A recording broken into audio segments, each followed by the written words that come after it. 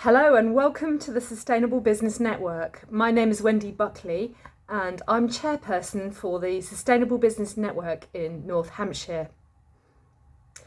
This is the recording of the session from the 4th of March 2022 on managing high energy costs in your business. Well, good morning and a very warm welcome to the Sustainable Business Network. My name is Wendy Buckley and I'm the chairperson of the North Hampshire Sustainable Business Network and also client director over here at Carbon Footprint. Today's SBN is on managing high energy costs and we have a very full programme for this morning.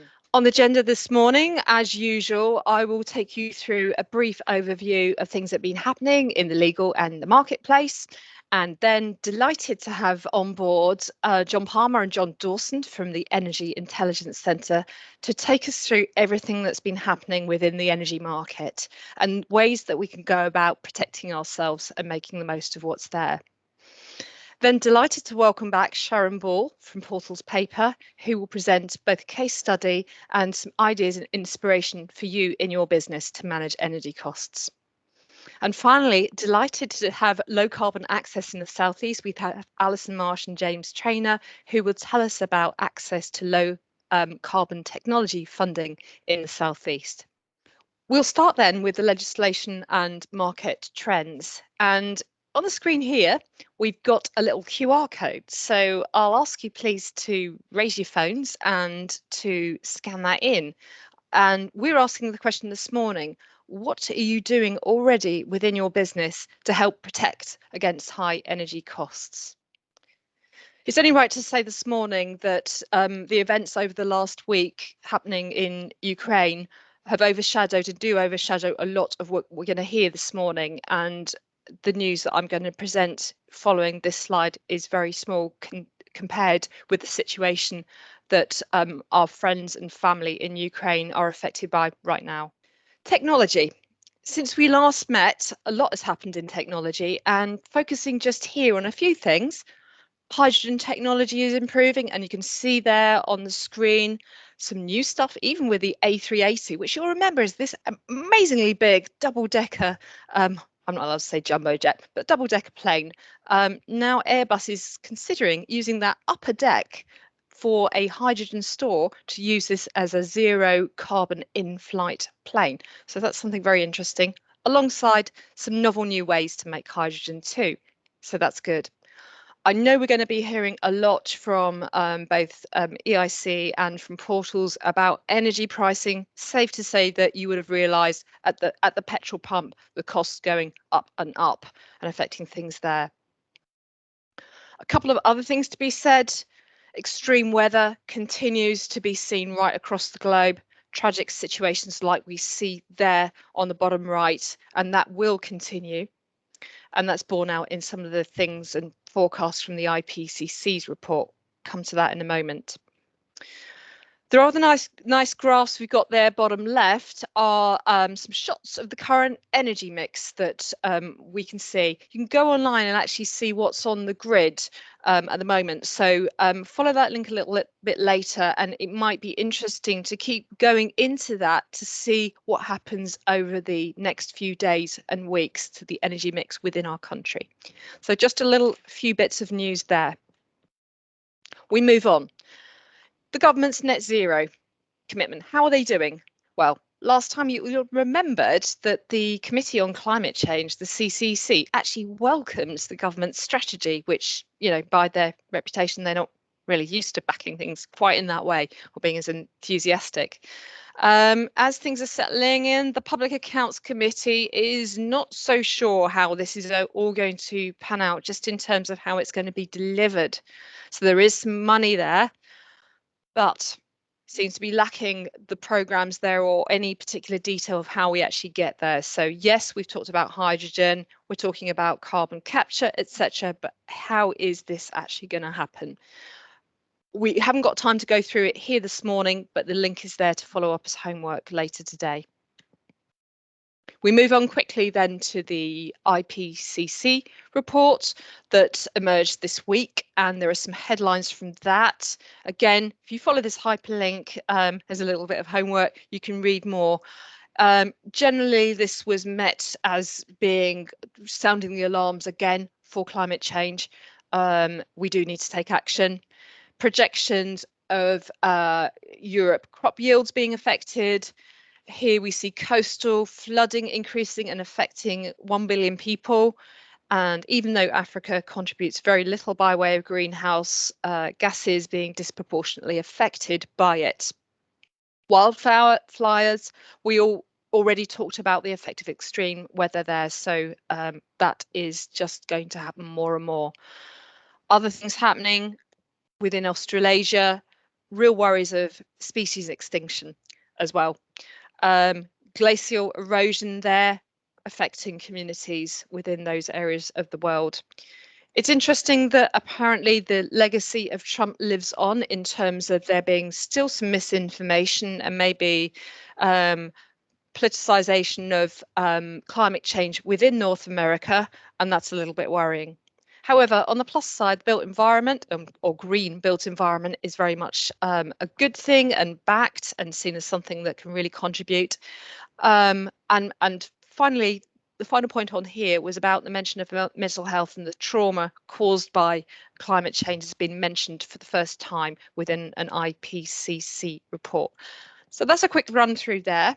We get very, very close to home here to talk about ESOS, the Energy Savings Opportunity Scheme. Now in its phase 3, you're probably doing yours at the moment if you are in a large entity.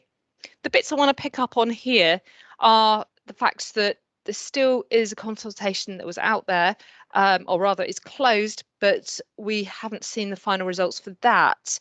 You'll remember that some of the criticism for ESOS has been variable quality of audit, the fact that actually you're not committed to make any reductions at all on what you do. So the consultations is really addressing those points and asking for some kind of disclosure of what you actually do, because these reports aren't in the public domain. If we were to draw the parallel with the government's new procurement policy, PPN 0621, that does require an annual disclosure of what emissions are. It does require you to set a target. It does require you to show your trajectory of how you're reaching net zero. So it's natural to expect ESOS to follow the same path, but we just don't know yet. The other point to mention about this is with what we're going to hear this morning about energy costs and their trajectory, that we should all be looking at renewables and energy saving technologies and how the payback periods will be reducing on those. So that's going to be something that will change because of the situations happening. Quick roll through then the Environment Act. We told you last time this is in place, and there are the few things there that are being looked at. Air quality, that's the particulate matter, 2.5 micron. Air quality, we can all read off what the other issues are there: waste, biodiversity and resource efficiency. Draft statutory instruments for targets will be put in place in October, and these then will be reviewed in January. I do want to raise the issue there about the Office of Environment Protection, the OEP. This is the watchdog for us in our environmental environmental act. Obviously would have been overseen in times gone by within the EU. So they're going to keep an eye out to make sure that we're doing all that we say we do. So that's going to be interesting how that all pans out. Again, there's a link to follow there if you want to know more about that. Fines. The EA did say it was going to get tough and clamp down. So here's just some examples of what those are. Again, water companies are under the spotlight again. Here's the most recent one, I'm afraid, for Thames Water, with a £4 million fine for a sewage leak of over a day. And just an interesting metric also there of how much they've accrued so far in their fines, which is a staggering amount actually. The EA and Ofwat as well are looking at other sewage treatment works, over 2,000 in fact, that they want to have a look at and aren't happy with. So a monitoring process is in place there, and the fines are going to be based on turnover of those organisations. So EA and Ofwat are hitting very hard on that. And finally, on this page, we've got for Northumbrian Water a 6-figure sum following an unauthorised discharge from treatment works. Moving away from water, to other companies that run into some difficulty. We have Auckland Environmental Services, and this actually is an example of a custodian sentence, albeit suspended, for the MD. Unlawful deposit of hazardous waste and false documentation. Really not things to be proud of. They also had a hefty fine as well. Trafalgar Scientific, who distributes one of the things they do is distribute lat flow tests shown there. I should say that other distributors also provide those. So just to make that point, were fined for failing to lodge a packaging producer notification. And this is an example where they did some mediation or mitigation within the environment and contributed to a local woodland project. So some good was done there. Obviously, didn't want them to not have that registered there, but obviously that did benefit the woodland project. So I guess that's a good thing. Oh my goodness, there's a very long list here of things for you to have a look at. Just to back up here, I do know it's been a whistle-stop tour through this morning, and we're close on time. So please do take the time to either freeze frame this on YouTube, get the slide pack, and go through those hyperlinks to learn more. That brings us back to the agenda, and I'm delighted this morning to introduce John Palmer and John Dawson from the Energy Intelligence Centre, who are going to tell us, make some sense and project what is going to happen within the energy markets and why is this happening and how we buy smart. I think John Dawson is going to go first, so I will pass straight over to you. Thank you, John. Welcome, everybody. I'm going to talk about what's driving markets, and my colleague John Palmer is going to talk about how to buy smart. Considering what's gone on over the Ukraine situation, a lot of dynamics in the markets have changed. But when I started putting this presentation together, a lot of what's happening hadn't started at the point. So I'm going to give you a bit of history as to how we've got to where we are, and maybe give a few points about what the current situation, implications of it. Without much further ado, we'll start off with the fundamentals in the market. What's driving demand for product? In the wholesale market, you've got major producers and you've got major buyers buying that straight from source. The way some of that commodity is priced has always been, over the longest of times, when gas was more of an associated product to oil production, they would price gas, there'll be an oil link pricing to it. So the pricing of gas would be linked to oil. But over the more recent years, over the last 10 years, liquefied natural gas has become a product that is discovered on its own, and the pricing mechanism of this has changed. So people are looking more at pricing on the spot market, at hub prices.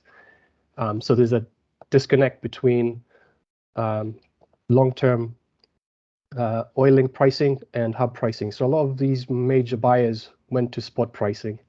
And with LNG coming to the market, it sort of squeezed or pulled back prompt pricing because it was cheaper. LNG was making gas cheaper compared to oil. You'd get this disconnect.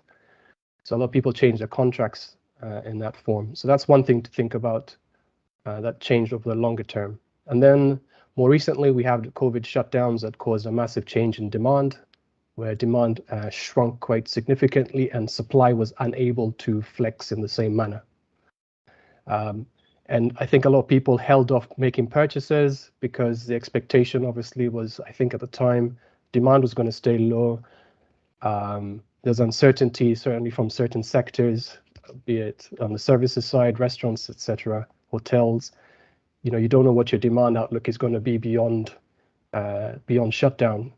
And while people were trying to ascertain that, the market eventually started to do something else, and I don't think people were necessarily prepared for that. And the winter that came after that COVID shutdown was quite cold, and more so for Asia, certain places like Japan. Now, what happens globally, if there's certain high demand centers that are affected, we will feel the impact because LNG has made the market smaller. Something that can happen in Australia, a production LNG producer, can have an impact on us. Major demand centers like Asia, if something were to happen there, we will feel the impact. And even much closer, if something were to happen in Europe, we would also feel the impact. And overall, the demand for gas is ever increasing, certainly for the UK, since from the power sector, there's been a reduction in coal-fired generation. So a good base of supply for power generation is coming from gas. This is also an expanding theme in Europe, with Germany, for instance, closing a lot of generation, be it from coal and nuclear. Now, given what's happened now, there might be some question mark over some of the decisions that are being made as everyone's trying to go green. And Germany's probably going to look at its policies because they're heavily reliant on Russian gas, but we'll go over that a bit later. So gas in itself, demand-wise, it's seen as important for this transition into a greener future. While you're getting rid of coal and nuclear generation isn't necessarily being built, there is a question of where does the baseload supply come from? This year is the UK gas demand over the last 3 winters. These peaks here are at the very height of winter. All I want you to take from this graph is we've overlaid the front month pricing, the MBP pricing, which is the price we basically pay for our gas in the UK. There's a notion that prices don't go up in the summer period. Now, this block here is the summer, and as you can see, demand is falling and price, though, is rising. So the notion that in certain circles that I will wait till the summer when prices are coming down to lock in contracts is a fallacy. You need to be looking at the trend of the market to be basing your purchasing decisions. Another thing to take away from this graph is the relationship, obviously, between gas for power station and domestic use for heating. But I'll let you go over this slide in your own time. Any questions, please, obviously, feel free to ask, and I can clarify some stuff. But yeah, the notion I want to take away from here is that prices have obviously peaked and at substantially high levels compared to where we were last winter and compared to where we were over COVID shutdown over last summer. And this is peak demand for power. 2020, we can see here there's quite a drop in overall demand. That was obviously because of COVID shutdowns. But since then, 2020 recovered into the winter in line with the previous few years. And overall demand is there or thereabouts, historically speaking. So when we move on to supply, the takeaway from this is that the supply picture for the UK, we've got diminishing production from North Sea assets. So we are increasingly reliant on imports. We're an importing nation of gas, basically. And it's also the case in most parts of Europe. The Groningen gas field, which is the second bullet, was a major gas field in the Netherlands that was supplying basically all of Dutch requirements and excess exporting to other countries, neighboring countries. That has since now been shut down because of earthquakes. So the procurement, or rather the production of gas has had effects in the as far as causing earthquakes and subsidence, and so they've stopped it in that region. There was a lot of uproar about the field being in operation, and the government has taken steps to basically stop production there. So there's increasing reliance on imports. Liquefied natural gas, as I mentioned before, has made the world smaller. We're getting a lot of supply from Qatar, the US, Peru, sometimes Nigeria, and we have been getting some cargoes from Russia. There's a good portion also of Russian LNG that goes to Europe. And producers themselves, you've got Norwegian and Russian producers that supply Europe and the UK. Well, mostly Europe as far as Russia is concerned. Norwegian is a major supplier of gas to the UK. Now, more recently, given what's going on, there is question marks on that supply from Russia to the UK as far as liquefied natural gas is concerned. Ships, there's an embargo on Russian ships, so that is going to put an impact on at least supply from that front. For Europe, it's a massive headache because obviously Germany is a major demand hub, and 50% of their gas requirement comes from Russia. They can't just switch that around as quickly as people would expect, obviously. Where does the substitute come from? Liquefied natural gas isn't large enough to substitute that at the moment. The US is a major LNG supplier. They've got a lot of gas available, but their capacity to export is limited. Equally, Germany doesn't have any LNG terminals to receive cargo. So there's a lot of things that might change in the coming future. Germany's policy might change, where they might look at not taking off coal-fired generation as quick as they anticipated, because that might reduce some of the demand on gas. There might be a U-turn on some of their nuclear shutdowns as well. And this might have a knock-on effect on others, including ourselves in the UK, because if Germany becomes a buyer of gas other than Russian, they're going to look elsewhere, like the Norwegians or the liquefied natural gas sources that we're equally looking at. So if prices there were to rise in Europe, our prices would rise in tandem because we're linked. Okay, so it's a major headache. There's a lot of things that are going to change over the coming weeks and months, probably years, unless there's a de-escalation perhaps, and some of these sanctions as well are lifted to some degree. But there's a lot of uncertainty in the market, and the market doesn't like that. So as we got into this winter, there was a lot of uncertainty as to storage. European storage wasn't healthy. German storage sites that are Gazprom owned did not fill up. And a subsequent reaction to that is there's a new mandate by the German government that all of these storage sites will have to be filled up, commercially or not commercially profitable or not, doesn't matter. It'll have to be done. It's done in Italy and in Europe, Italy and France, sorry. The UK doesn't have a major storage site since rough storage got decommissioned. So we're very, very reliant on pipeline imports from the UK, from Europe, sorry, and LNG deliveries from these sources I described earlier.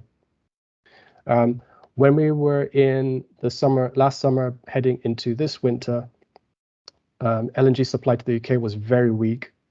Asian buyers had basically taken up a lot. So there was a lot of worry going into this winter. Storage isn't full, LNG doesn't look healthy, and that's what started the rise up in prices.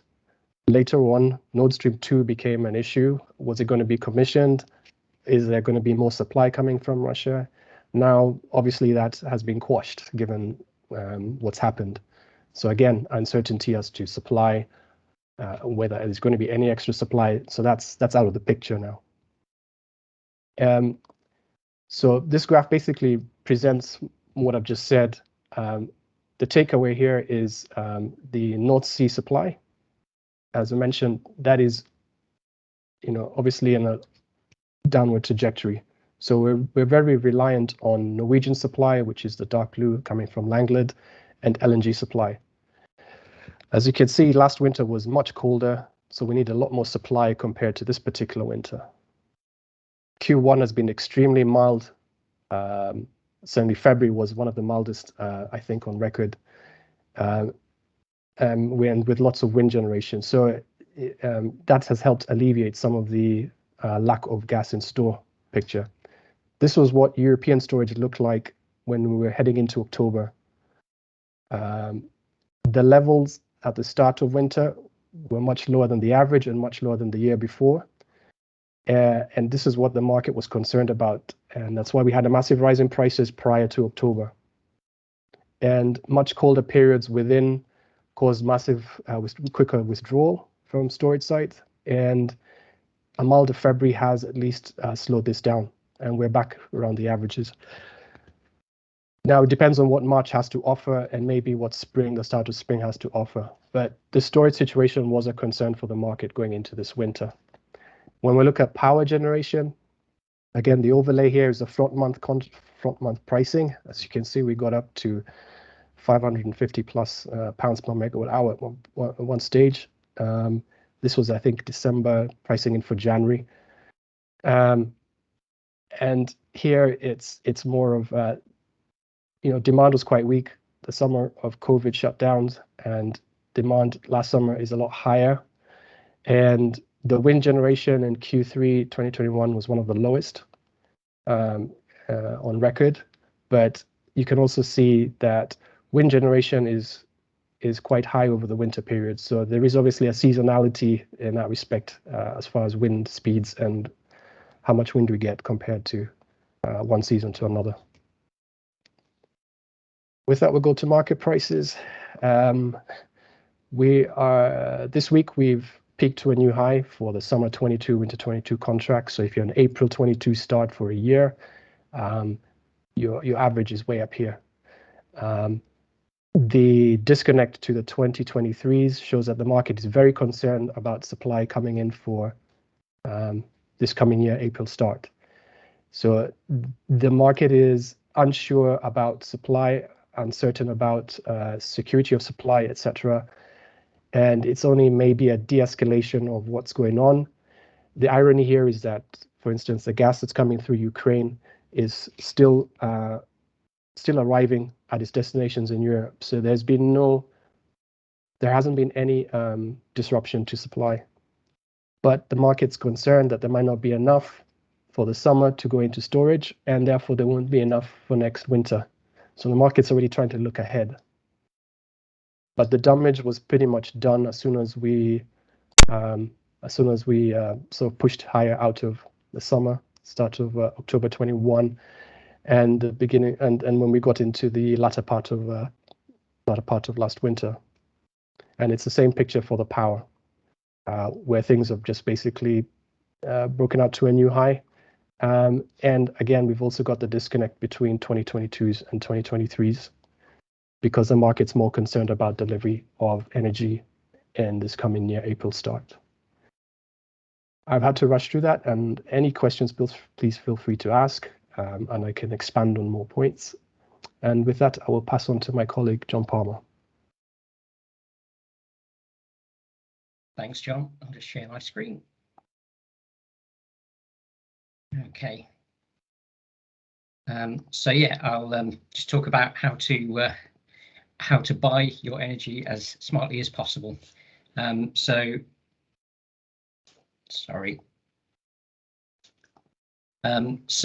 non-commodity charges are something that certainly you should be thinking about. This graph is actually a bit out of date as a result of some of the price moves we've seen recently, but the key part is this stack on top of the wholesale price and the number of different non-commodity charges that are there.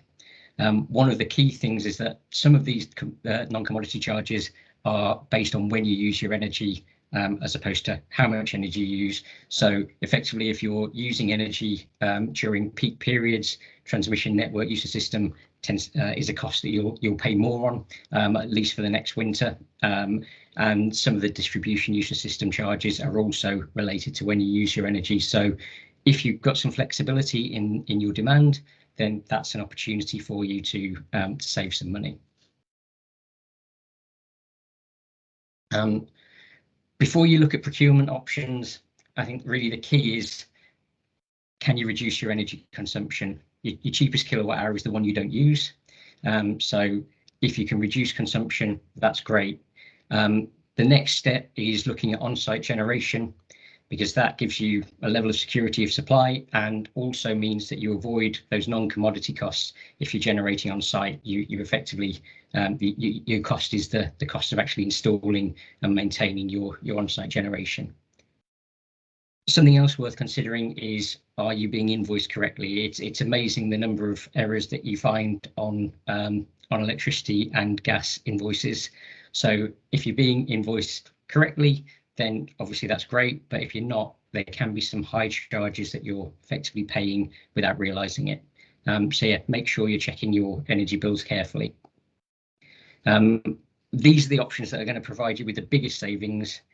So before procuring, take a look at these and try and make sure that you're doing as much of this as possible. In terms of buying, when you're buying energy, obviously you need to look at what you need from your energy contracts. Do you want budget certainty? Do you want to look at market related pricing? Probably not at the moment, given where the market's gone. And how can you maximize that purchasing horizon, particularly if you're using a flexible contract rather than a fixed contract? And I'll talk a bit more about that in a moment. Let's say non-commodity costs give you the opportunity to move your consumption to cheaper periods if you're able to be flexible. We have got a long-term forecasting report, so that's something that if can help with budgeting longer term, if that's useful.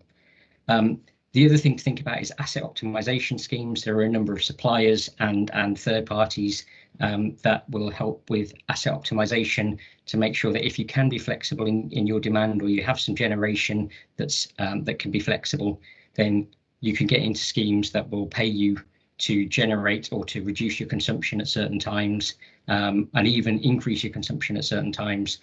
So that's something that's worth looking at. Finally, on to how you contract. Fixed procurement or flexible procurement is are options available to a number of organisations.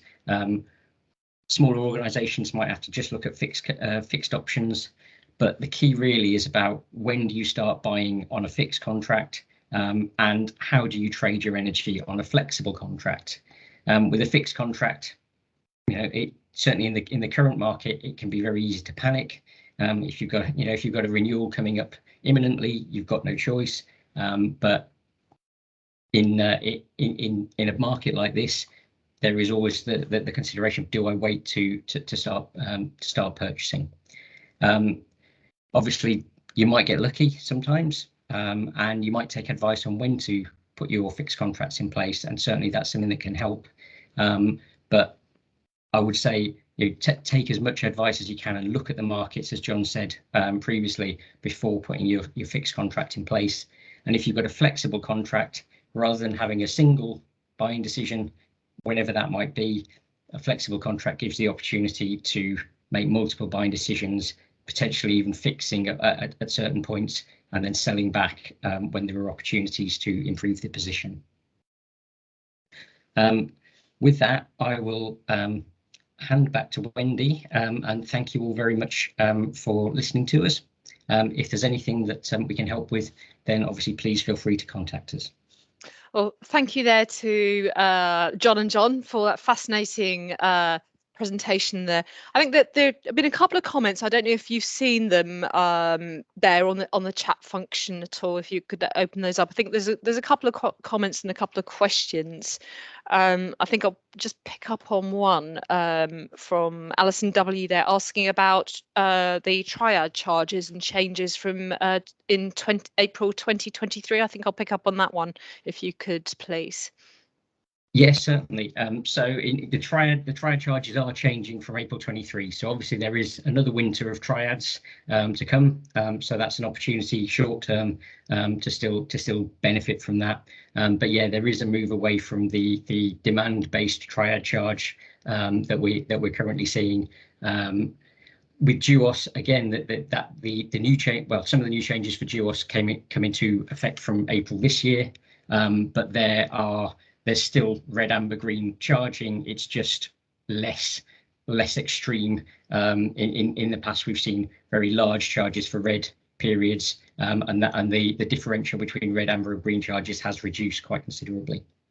Okay. I think it's more of a comment from Richard about renewable energy and making sure that you have additionality on that for any claims of net zero and science-based targets. So yes, yes is the one to say to that. And I'm delighted to welcome back Sharon Ball from Portals Paper to tell us about what Portals are doing, and also I think some inspiration for things that you may want to consider in your business. So yes, thank you very much for this opportunity to talk to you and also learn from you about energy and the energy crisis we're in and the opportunities we might have to say. We are a paper maker. We make very bespoke products. We make typically in any given year 12 billion banknotes, 60 million passports. That is a typical year when people are travelling. And for that, we make a very bespoke product. A lot of what is secure within that product is within the paper we make. What that means, though, is that the paper that we make needs a massive amount of energy. We need heat. We need water as well. And all that is fundamentally important to the topic we're discussing right now. Okay, so my thoughts turn to our biggest issues here. And they are about our gas supply, and echoing the things that have been said already from John. I'm just going to see if I can get my screen to move forward. That's better. Yes, I think we've become caught by the misfortune of timing that the rough storage site, what we had, has closed at the same time as we've had some shortfalls in electricity procured from renewable supply. That has meant that we've needed more gas, which has meant that as demand has risen and supply has shrunk, that we've had significant issues in gas prices. I think that's a good summary of what we've heard already about the situation we're in. Now, what does that mean when I turn to think about impact on the business and on our homes? I think the illustration is pretty well put. Already you've seen gas price increases in other charts from John and John, thank you. Equally, the BBC recently showed how the energy price cap is going to be rising. So we know that higher bills are going to be an issue for us. So how do I protect my business from those significant increase in gas prices? And I'm really pleased to say that the things that we've been thinking about are just the things that John Dawson I'm sorry, the other John, I'm sorry I've forgotten your surname, has been mentioning already. The changes that we need for us have been about the gas that we use for drying. And that is a very difficult one to make any changes to. So all we're trying to do is achieve efficiency gains. We've bought that heat. Can we conserve that heat? Can we do more with that heat?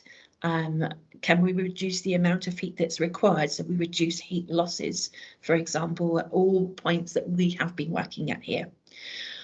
On the long term, can that heat be provided with a different fuel supply? That is an infrastructure question. It's difficult to give a quick change with that. It's just like at home, we can't change our boilers that quickly. But nonetheless, it's an important question we have to ask ourselves, whether we can reconsider what fuel that we're using to potentially protect ourselves from price shocks like this, but also to decarbonise too.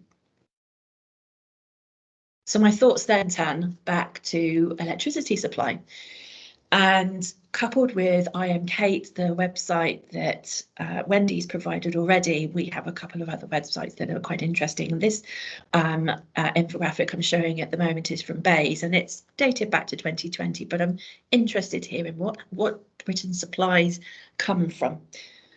Renewables is quite an encouraging block, and I'm really wanting to point your attention to that, because whilst that has been great, if the renewables haven't been able to meet that demand in the near future, as it hasn't very recently, what is going to fill that gap? Is it going to be more gas?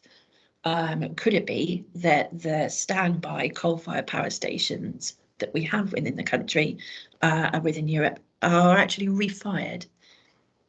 And I think this is particularly important for us to consider when we think about where our vulnerabilities are for our supplies. So, coupled with IMK, there is another website. This is GridWatch, and I find this quite interesting because it's telling me real time, right now, what's happening. Okay, this is a screenshot from 2 days ago, but nonetheless, I'm drawing your attention to this because I'm interested in the fact that we have a heavy reliance on gas in this country. 40% at this particular moment in time of our power generation was produced because of a gas-fired CHP, combined power, gas-fired gas generator even, my apologies. It's really encouraging to see that we have got some good renewables there, certainly, but we see there where typically in the past slide you saw 2% of supply being generated from coal. At this moment in time it was 4%. Now, my environmental hat says, what does that mean in terms of carbon dioxide emissions? It means that 4% of coal use is translated into 10% of grid carbon dioxide output for the production types. 70% of our supply has been met by gas-fired turbine. That's 70% of carbon dioxide emissions have the responsibilities from gas-fired turbines. So from my environmentalist perspective, if I want to protect myself from gas price shocks, I also want to consider protecting myself from the carbon dioxide impacts of that too. I'm part of an energy intensive industry. And as such, I have an obligation to account for every ton of carbon dioxide I emit. These guys will be doing the same. And that is that I need to purchase emissions permits, and they are open to market fluctuations too. The greater the demand from coal-fired power stations, for example, that is using coal to emit more carbon dioxide, then we're in a position where we're having to vie for dwindling numbers of those permits, and therefore their price goes up. That is another price consideration for us that we have to manage. My thoughts again turn to how can I protect my business from being impacted by those fuel crises and the current situation. So just to recap again, our thoughts about what we were talking about when we discussed our gas, it's important to consider when we might be able to use electricity, what our tariffs are. Have a look at your tariffs, certainly with ours, we've done the same. So in terms of fuels, maybe there's an option for you to switch fuels. It's not an easy thing to do. There may be infrastructure issues with that, going from a gas-fired boiler to electrified boiler, for example. There needs to be some investment in that. But nonetheless, if you have options to choose within your business, not to use gas, but to use something that predominantly uses electricity, for example, then maybe that's an economic consideration for you. In terms of electricity, we've just seen, looking at GridWatch, how the carbon dioxide emissions from our UK supply are dominated by natural gas-fired gas turbines with some coal behind it. Is there an opportunity there to switch your supplier so that you can benefit from a higher portfolio that's from renewables? Now, I realise that's quite academic right now, but nonetheless, maybe in the future we have that opportunity to make a decision ourselves, to make a conscious choice to switch to something that is low carbon, to decarbonise. In terms of direct supply, thank you very much for mentioning that also, John. That's something that we're looking at too. So we're halfway there already. We have a power station, so we have a CHP, a combined heat and power station. That means we have a direct grid connection already in place. We're halfway there to be able to switch the power generation source, maybe from that to solar PV, and therefore we can then put the electricity that we don't want within the grid, or we could have battery backup to be able to store it for when we need to use it. I'll come back to the community hub because I like that idea very much. But other things that we are considering, you may want to consider too. Yes, look very carefully at the contract. Look very carefully about whether you can hedge and whether that commodity that you've purchased is something you can sell back and gain from it. Equally, what we've been looking at is whether we can lower demand naturally on when we're on higher tariffs, so we can be more flexible in when we use the power that we need. We can even allow the supplier to take a certain degree of control over that, so that when there is a time when the tariff is at its lowest, then we can use that power. When it at its highest and it is required within the country, then we can be powered down. There's a mutual benefit in that. That only works if we've done the mechanical work that we needed that power for in the first place. In this case, in preparing stock to make paper, if we've done that mechanical work already, then we're in a good flexible place to be able to allow the power to be reduced for that period of time when we've got a high tariff. It's in a sense a kind of virtual battery storage, really. Maybe there are options out there for you. Maybe I've triggered a thought for you that you could consider when you're going to be using the power and for what purpose, and can you be more flexible in that? Back to the community hub.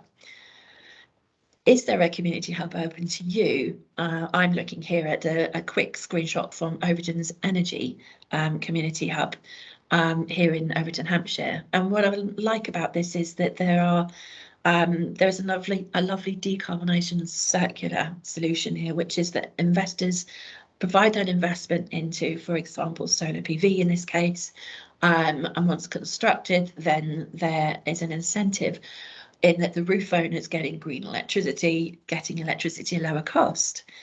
The investors are getting a dividend from the proceeds of the sale of that electricity to the consumers, but equally there's a community benefit too. So there are community projects that are benefiting from some of those proceeds. So it's a win-win in all cases. A green supply that incentivizes the roof owners to get that green electricity and the community at large. I'd just like to take a step back, because whilst we've been talking about things that we could be doing, what I still feel really importantly is not just what we do, but how we do it and how we communicate. We may have ideas amongst ourselves, but there's nothing better than being able to communicate those ideas and learning from others and getting some feedback. So I really highly recommend, I'm showing you a screenshot from our top transformation page here at Overton Mill. So this is our own intranet, our hub for communicating and engaging across all of the employees and interested parties here, to see what they can do, to see what we can do, to get an understanding of how we are doing. Now, if you're not measuring your electricity consumption by process, then you're not necessarily going to be able to manage it. So manage to measure is incredibly important. It's important also to give some feedback to the processes that are consuming that power, so they know how well they're doing. It's great we're having a suggestion scheme in place, so we're learning from new ideas from all sorts of different departments. We're using that hub also as a place to go and find out more, so it's a place where people can go in at their own leisure and understand how we are managing things. So I can't recommend highly enough communicate as creatively and effectively as possible with all of your colleagues. And so to close my point, what keeps you up at night for me with my environmental hat on, and the concerns that we've heard about extreme weather events and the frequency at which that will be occurring is increasing. Yes, that keeps me awake at night. Equally, for a business, of course, this price shock is keeping people awake at night. And what we can do to protect ourselves from the risks concerning the use of fossil fuels could well be to go over to those renewables if and when they become available.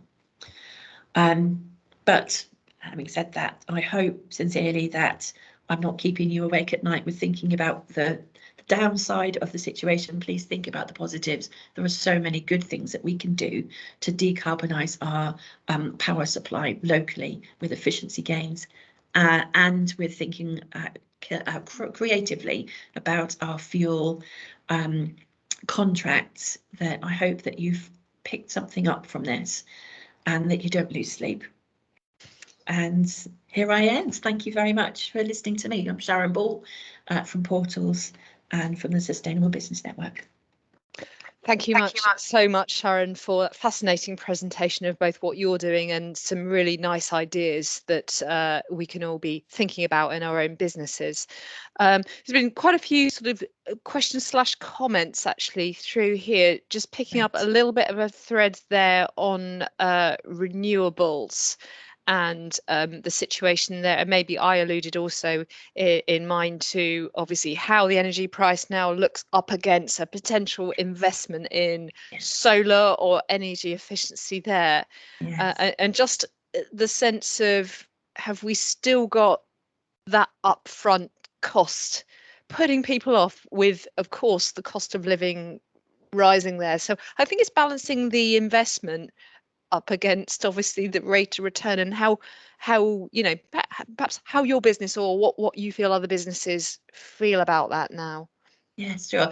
Yes, in terms of investment costs, yes, there are considerable costs, but that doesn't mean that you have to bear the cost yourself. There are other businesses around. So, for example, here I've heard of planning permissions for solar farms local to my site.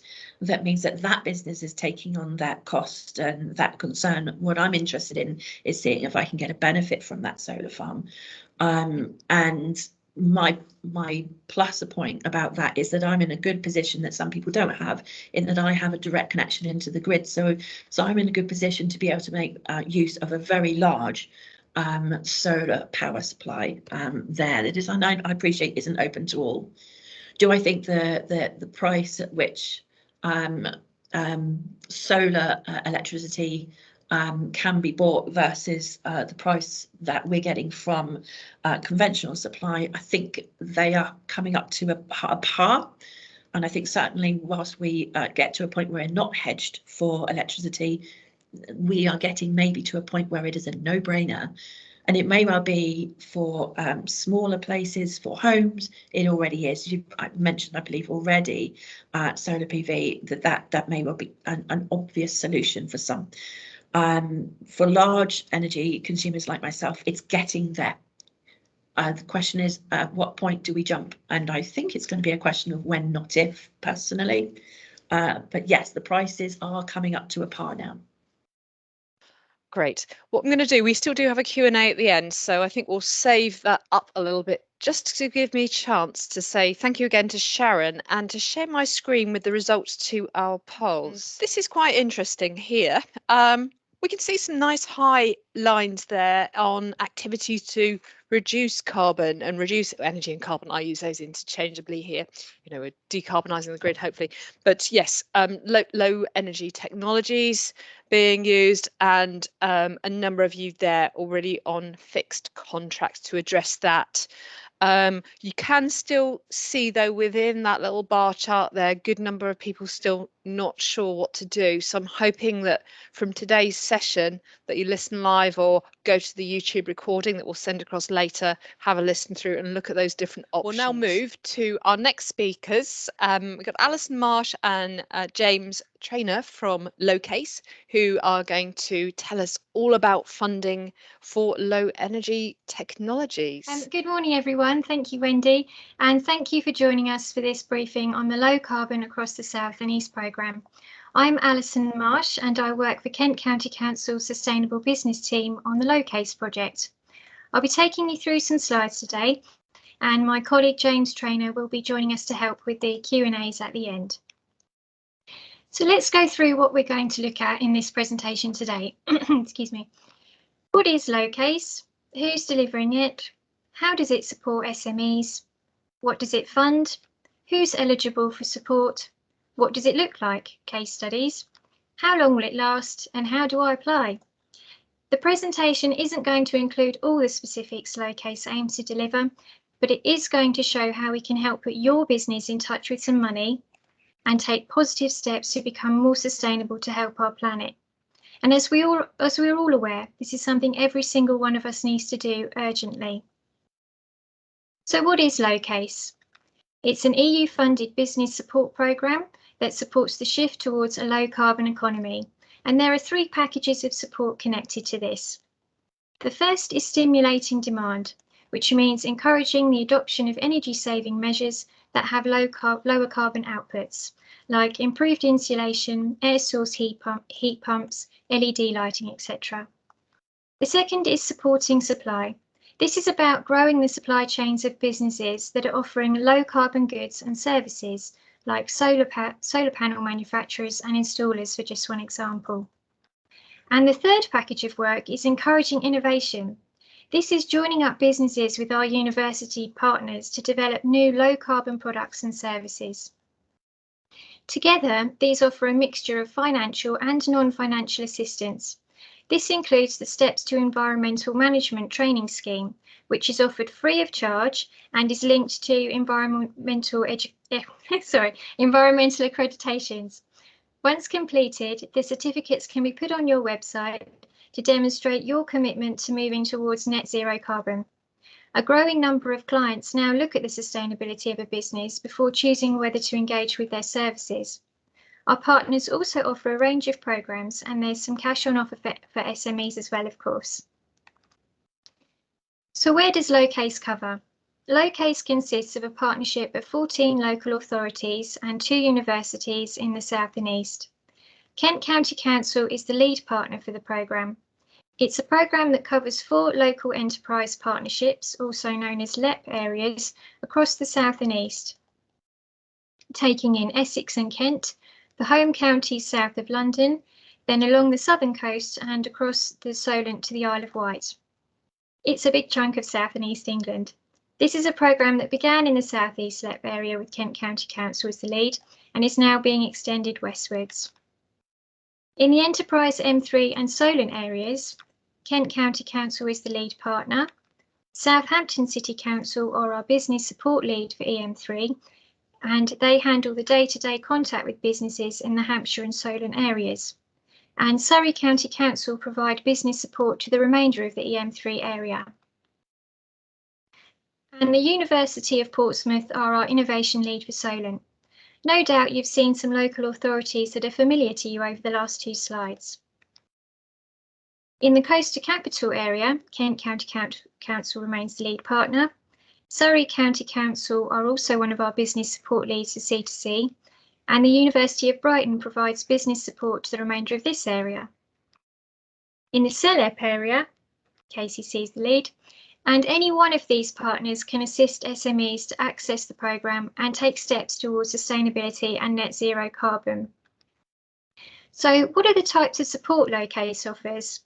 Firstly, there's financial support. The grants are match funded, so while 40% of eligible costs are covered by LoCASE, the remaining 60% of costs needs to be funded by the SME. And there's a maximum and a minimum level of grant. LoCASE grants are capped at £10,000 and must be at least £1,000. So the minimum project value would need to be £2,500. Secondly, there are a range of non-financial assists, including needs assessments, energy audits for SMEs, sector-based business engagement and networking events, access to training programs such as Steps to Environmental Management, and one-to-one business support to develop the renewable sector. LoCASE grants can be used to fund a wide range of SME projects. Energy efficiency measures, including energy efficient heating and lighting and insulation. Transport efficiency, including second-hand ultra-low emission vehicles, sustainable travel planning and fleet management software.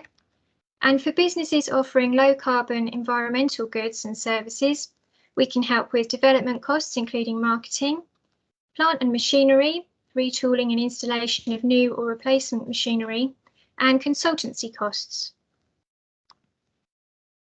Which types of business are eligible for a LoCASE grant?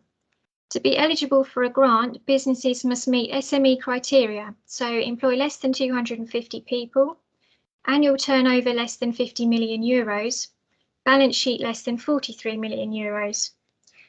Have to spend the grant fully on a project taking place within the LEP area and secure 60% of the costs of the project in cash from private sector sources. Businesses can't be engaged in a restricted sector, which I'll go into detail on the next slide about. And businesses must not exceed the de minimis state aid limit, 200,000 euros over 3 years, or be in a position to exceed this once approved. Because LoCASE funding is EU funding, there are some sectors that are not supported by the programme. The organisation must not be part of the following sectors: fishery and aquaculture, primary production, processing and marketing of agricultural products, coal, steel and shipbuilding sectors, synthetic fibres sector, establishments providing generalised school-age education, banking and insurance companies. Here are some case studies. Each business is unique, and so we've restricted this to 2 examples of past SME projects that were funded. First up on the left, we can help with retrofit projects such as LED lighting. This is Thanet Indoor Bowls in Margate, Kent, and is one of a number of sports facilities we've supported. And you can see by the number of lights in the photograph what a significant investment this was. And on the right, this is SOSEC, Solar Security Systems. LoCASE helped with funds to develop their solar-powered access systems for car parks and so on, and their designs are now in use from the M20 to the Australian outback. So how long have we got? A bit of a play on the climate crisis here, as well as letting you know how long the programme is set to run for. It ends in June 2023. Please note the encouragement to get in touch as soon as possible. We have this money and we want to help eligible SMEs with it. This is an opportunity to help you play your part in getting us all to net zero carbon. The time to act really is now. Here is a full list of our partners who you can get in touch with about LoCASE. There are multiple routes to be able to access the LoCASE programme, as well as through these local authorities. It can be via Growth Hub referral, engagement at awareness raising events and peer-to-peer recommendation. If you've already benefited or know someone that has, don't be afraid to share information about the programme by word of mouth. Our funding is secure and available until spring 2023. For those people attending today who are not in the South and East region, similar funding programmes may be available in your region, and we would recommend contacting your local Growth Hub for advice. And finally, perhaps the most important slide, please visit us on our website to find out more and register your interest. We look forward to hearing from you. My colleague James Traynor, who is our Programme Delivery Manager, will take any questions. Thank you.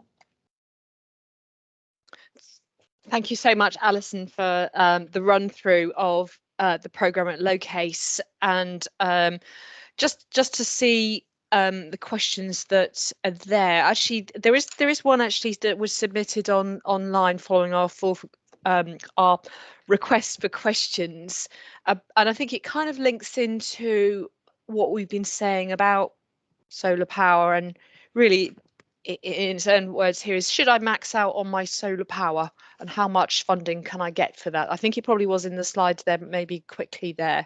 So this is from a business saying, should I just max out on my solar power, get as much in, and what can I have? Good afternoon, everybody. I'm James, or good morning, rather still. Yeah, solar panels are a really interesting one. We've just had our grants panel for February go through, and we've had 3 solar panel projects out of 12 projects that went through. And yeah, solar panels are the hot topic, really. I see in the chat that people are recognising that solar panel costs are going up because they're now more in desire, and people are putting them on their roofs. So there is that element where, yeah, you should act now, really, because I think solar panel prices will be going up. There are schemes around. So I think we were talking about in the chat, they were talking about residentials, and there are solar buying schemes. We've run one in Kent. I think there's one called Solar Together, where you can kind of go into that if you're residential. Now, for businesses, yeah, it's the opportunity. If you've got the roof space and you've got the infrastructure and the, should we say, available funds, then yeah, you should be looking at getting solar panels, because it is a great way of directly impacting on your bottom line for the long term, because who knows what gas prices and electricity prices are going to do. If we're rising so quickly now, a number of years, we just don't know where it's going to go to. So it's definitely something to consider. There are funding schemes available. Alison was saying that we work in 4 LEP areas. Now, there's obviously there's other schemes available as well. So there's a community project in the Brighton area that's covering C2C. Now they offer more funding for community projects and for businesses, up to £25,000. LoCASE can support up to £10,000. We generally look at carbon savings and things like that, but for solar panel projects, excuse me, could I just ask, with the £10,000, is that a particular percentage of the cost of the programme? How is that? Yeah, how as is that Alison measured? said. So as Alison said, so just to reiterate. not a problem. So 40% of the project normally would be considered to be the cap, or £10,000 would be the cap. Okay. So you've got 40%. So for example, we've had solar panel projects going through that are £30,000, but they've been capped at £10,000 because that's the upper limit we have. One was less than that and they got capped at £7,500. For some of our energy efficiency programs, we do cap it at £5,000. We generally look at energy savings of 10 tonnes or more for the higher grants, but with solar panels, there's this additionality that we're talking about in the chat, where there's a benefit for solar panels long term as well. So there's opportunities, particularly solar panels, to get the higher grant. Okay, great. I think what we'll do is we'll say thank you to Alison and to James there for the fascinating presentation, and we'll put things now open for further questions there. And just as I say, going back to what we had submitted already, as well as the question about the funding for things like solar panels, there's a question about exporting. If with the price of energy going up, what do we do now in terms of and maxing out, if you like, on our solar? Should we get as much as possible? And what are our returns on exporting onto the grid going to change? Because obviously we've seen, as was the, the feed-in tariffs, those go down. And now we're in this situation where we have increasing grid prices. What's going to happen there? So if anyone's got any insights on that, if I'm exporting, what's really going to happen to recompense me there a bit more?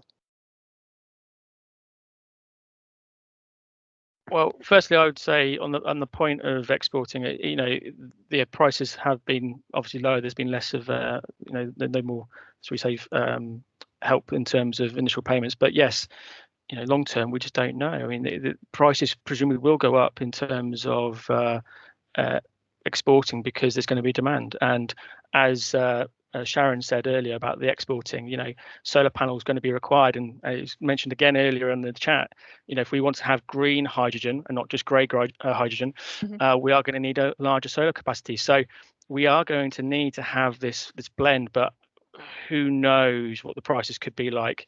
My first point always with SMEs is save your bottom line, save your money. So if the prices are going up, make those savings, because we work on a basis where we want return on investment, and we want that within a number of years. So if you invest in solar panels and they have a lifetime, say, of 25 to 30 years at the top end, say, and you're getting a payback within 5 to 10 years, then you are going to be saving money long term, and that's a long term investment you've got to think about with solar panels. Okay. And any comments there? How about battery technology for storage as well, actually? Whilst we're on the subject there, obviously, of using it and being there and everything, do the LoCASE grants apply for battery tech there? Yes. What are the limitations there? So we help with all energy efficiency. So we're talking about insulation. We can help with double glazing. You can talk about air source heat pumps for the most appropriate places. Dare I say it, hydrogen boilers at some point. And we do help with batteries as well, because batteries are a necessity sometimes. Because if you're going to generate most of your, like Sharon said earlier, I think your your graphic from the energy generation was about 5 o'clock in the afternoon, which probably wasn't very fair on solar panels, to be fair. But it was, if you're generating your energy during the day from solar panels, battery technology is going to be useful. But if you're also on, dare I say, a cheap rate at night, you can use your battery to gain that energy at night and then use it during the day. So there is some real benefits there, but it just depends on what kind of tariff you're on at the moment. There are not very many tariffs at the moment for new low charges at night, unfortunately. So it's very useful for solar panel if you're going to have that capacity to generate that extra power, basically. But some people are using it for resilience, like you said before, power cuts. Huge issue going on around north of England previously with the storms. We've had a company come to us who are in a more kind of rural part of Kent.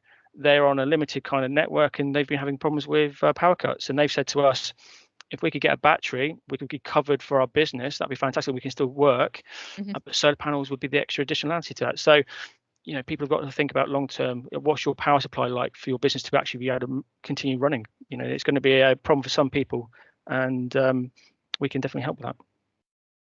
That's great. I can see some comments here coming from Martin, who is with 10k grants and 20k self-investment. You get something like a 30 kilowatts array, which is a big array. With a comment there as well from Martin. We will get you speaking at another event to design the PV system with a view of what you need there. So 70% plus and minimize exports back to the grid. I think, you know, our contributor in wanted to max out with a view of getting what they should have from the grid in terms of, you know, prices up. Really, shouldn't we be getting more back if we do export? I think that was the point there from our anonymous questioner there. So just looking at the time, we're getting close on things here. We do have time for another question if there is one. I'm just going to shout over to my colleague Miles to see if you spotted any that I haven't on the chat function there, as we go into the last section of this session. I think so. I'm going to share my screen again.